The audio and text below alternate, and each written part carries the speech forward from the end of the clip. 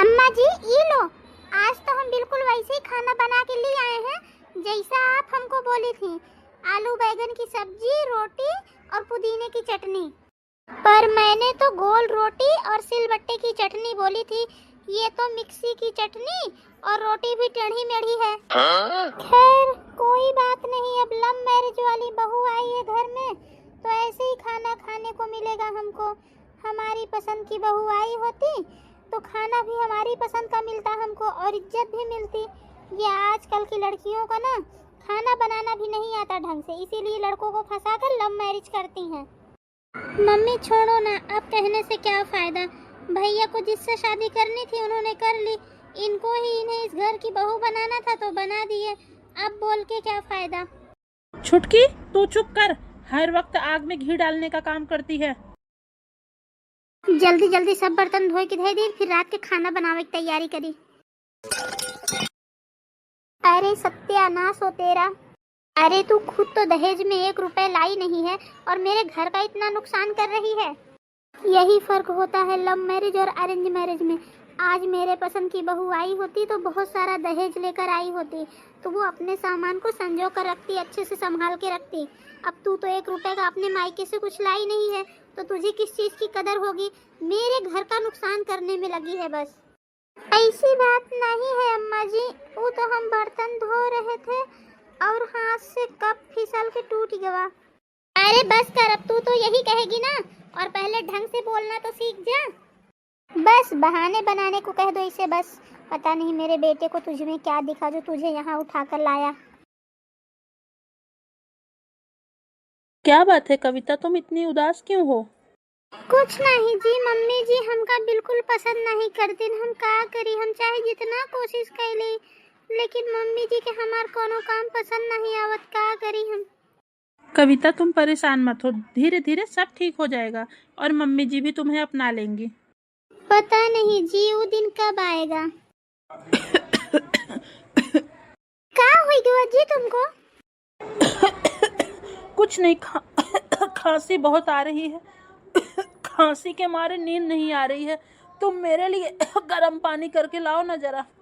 ठीक है जी, हम अब ही पानी गरम करके लिए आवत है। कविता देखो, तुम बुरा मत मानना, लेकिन घर में जैसे सब लोग बात करते हैं ना, तुम भी वैसे ही बात किया करो। ठीक है जी, हम कोशिश कर रही हूँ, धीरे धीरे सीख जाऊंगी। ये तो ननन जी की हंसने की आवाज है। रात के 1 बजे हैं और ननन जी अभी तक किसी से बात कर रही हैं, वो भी हंस हंस के। कौन हो सकता है ये? सुनो ना, ऐसे तो हमारे ननन जी को 10 बजे ही नींद आ जाती है और आज देखो तो अभी तक जाग रही हैं। रात के 1 बजे हैं, किसी से हंस हंस के बात कर रही हैं। कौन हो सकता है? हो ना हो कुछ तो गड़बड़ है। अभी मम्मी जी को जाके बोलूंगी तो मुझे ही उल्टा 4 बातें सुनाएंगी। छोड़ो। पी लो जी गरम पानी पी लो। बाकी घर की साफ सफाई तो हो गई है, अब ननन जी के कमरे की भी सफाई कर देती हूँ। ये क्या फूलों का गुलदस्ता? ये टेडी भी है। कल तक मैंने कमरे की सफाई की थी तो यहाँ कुछ भी नहीं था, अचानक ये सब कहाँ से आया?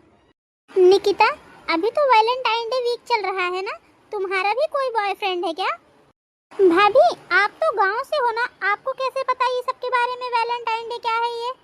मुझे 1 साल से ज्यादा हो गया तुम लोग के साथ रहते हुए, इतना तो सीख गई हूँ मैं। ये बताओ ये टेडी, ये बुके, ये सब कहाँ से आया? भाभी आप कितनी शक्ति हो, आप मुझे क्या अपनी तरह समझती हो? मेरा कोई बॉयफ्रेंड नहीं है। और हाँ, रही बात वैलेंटाइन डे की, तो क्या वैलेंटाइन डे दोस्त नहीं मना सकते? ये गिफ्ट मुझे मेरी फ्रेंड ने दिया है। अच्छा क्या नाम है तुम्हारी उस फ्रेंड का? गीतू नाम है मेरी उस फ्रेंड का, उसने ही मुझे ये सब दिया है। अच्छा चलो ठीक है, तुम कहती हो तो मान लेती हूँ, लेकिन निकिता एक बात याद रखना, माँ जी ये सब बिल्कुल बर्दाश्त नहीं करेंगी। भाभी मैं गलत नहीं हूँ, इसलिए आप शक करना बंद करो। और हाँ, मेरी जासूस बनने की जरूरत नहीं है आपको। पता नहीं क्यों लेकिन नंद जी की बात पे मुझे यकीन नहीं हो रहा है, पता तो लगाना पड़ेगा। क्या बात है निकिता, तुमने मुझे देखकर फोन क्यों काट दिया? भाभी मैंने आपको देखकर फोन नहीं काटा, बल्कि मेरी बात पूरी हो गई थी। मम्मी मैं बहुत थक गई हूँ, अपने कमरे में आराम करने जा रही हूँ। निकिता, पर तुम्हें तो आते ही चाय चाहिए होती है ना, आज चाय नहीं पीना है? बहू, मेरी बेटी तेरी तरह नहीं है, इसलिए उस पर शक करना बंद कर और घर के कामों में ध्यान दे। काम धाम तो कुछ आता नहीं है, मेरी बेटी के ऊपर नजरें गड़ाए बैठी रहती है। उसके ऊपर से नजरें हटा और घर के कामों पे ध्यान दे। हेलो। हाँ यार, बैठे बैठे बहुत बोर हो रही थी, इसलिए मैंने सोचा तुम्हें वीडियो कॉल कर लूं।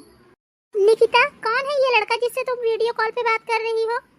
किसी से नहीं भाभी, और वो लड़का नहीं, मेरी दोस्त है, वो लड़की है। वो लड़कों की तरह कपड़े पहनती है, लड़कों के जैसे बनकर रहती है। आप तो यूं ही मेरे पीछे पड़ी रहती हो, जाओ अपना काम करो। निकिता, मैंने भी सोच लिया है, तुम्हें तो अब मैं रंगे हाथ ही पकड़ूंगी। चलो पहले जल्दी से बाजार जाकर सब्जी ले आती हूँ, शाम के खाने की भी तो तैयारी करनी है। तुम मुझे एक फोन कर दिया करो, बस मैं खुद आ जाऊंगी। ये तो ननन जी हैं। निकिता, निकिता, आज मैंने तुम्हें रंगे हाथ पकड़ लिया है, अब तुम खुद मुझे सच बताओगी या माँ जी को यहाँ बुलाऊं? नहीं नहीं भाभी, माँ को यहाँ मत बुलाना, नहीं तो वो जैसे आपको ताने सुनाती हैं वैसे मुझे भी सुनाएंगी। भाभी, हमारे पूरे खानदान में भैया के अलावा किसी ने लव मैरिज नहीं की है और मम्मी को तो ये बिल्कुल पसंद नहीं है। भाभी आप घर चलो, मैं आपको सारी बात बताती हूँ। ठीक है चलो। बोलो, सच क्या है निकिता? वो भाभी, बात कुछ ऐसी है कि भाभी अब तो मैंने आपको सारा सच बता दिया है और मम्मी हमारे रिश्ते के लिए कभी नहीं मानेंगी। भाभी आप हमारी कुछ मदद करो ना प्लीज। भाभी मुझे समझ में नहीं आता, मैं मम्मी को सच कैसे बताऊं, उन्हें अपने रिश्ते के लिए कैसे मनाऊं। मुझे तो मम्मी से बात करने की भी हिम्मत नहीं होती। देखो, तुम्हारे भैया लड़के थे इसलिए माँ जी को मानना पड़ा और समाज की नज़रों में, लोगों की नज़रों में अच्छा बनने के लिए माँ जी ने मुझे अपना लिया। लेकिन तुम लड़की हो, तुम्हारे लिए वो कभी नहीं मानेंगी। अगर उन्हें इस सच्चाई का पता चलता है तो वो तुम्हें कभी माफ़ नहीं करेंगे निकिता। देखो, माँ जी तो तुम्हारे इस रिश्ते के लिए कभी नहीं मानेंगे, इसलिए अब सब कुछ तुम मुझ पर छोड़ दो और उस लड़के से कहो अपनी फैमिली को लेकर हमारे घर पे आ जाए। हम बिना मम्मी जी को सच बताए तुम्हारी शादी करवाएंगे। ठीक है भाभी। ठीक है, अब तुम जाओ, मैं तुम्हारे भैया से बात करती हूँ। अब तो आपको सारा सच पता चल गया है ना, तो अब माँ जी से आप ननन जी के रिश्ते की बात करो ना। हाँ ठीक है, मैं मम्मी से बात करता हूँ। मम्मी, मेरी नज़र में एक बहुत अच्छा रिश्ता है निकिता के लिए, अगर तुम कहो तो मैं रिश्ते की बात करता हूँ। और वैसे भी अब मेरी बहन बड़ी हो गई है तो क्यों ना हम उसके हाथ पीले कर दें। मम्मी, लड़का अच्छे घर से है और लड़का बहुत अच्छा है, अगर तुम कहो तो मैं कल ही लड़के वालों को यहाँ बुला लूँ। मम्मी, आप क्या सोच रहे हो, बोलो ना, नहीं तो बहुत अच्छा रिश्ता हाथ से निकल जाएगा और मेरे हिसाब से तो ये रिश्ता हाथ से नहीं निकलना चाहिए। हाँ मम्मी, मेरे सारे दोस्तों की शादी हो गई है और मुझे भी शादी से कोई ऐतराज नहीं है अब। अरे जब मेरी बेटी को ही शादी से कोई ऐतराज नहीं है तो भला मुझे क्या परेशानी होगी। बेटा तू कल ही लड़के वालों को यहाँ बुला ले, हम रिश्ता पक्का कर देते हैं। कॉन्ग्रेचुलेशंस मेरी प्यारी सी बहन। थैंक यू भैया। कॉन्ग्रेचुलेशंस ननन जी। थैंक यू भाभी, thank you thank you thank you so much भाभी, ये सब सिर्फ आपकी वजह से हो पाया। अरे बस भी करो ननन रानी, इतना थैंक यू बोलने की जरूरत नहीं है। जरूरत तो है भाभी, मैं कितना भी थैंक यू बोलूं फिर भी वो कम होगा। मैंने भी मम्मी के साथ मिलकर आपको कितना सुनाया, जब भी मम्मी आपको चार बातें सुनाती थी तो मैं मम्मी को और भड़काती थी, आग में घी डालने का काम मैं करती थी, फिर भी आपने मेरा इतना साथ दिया भाभी, थैंक यू सो मच।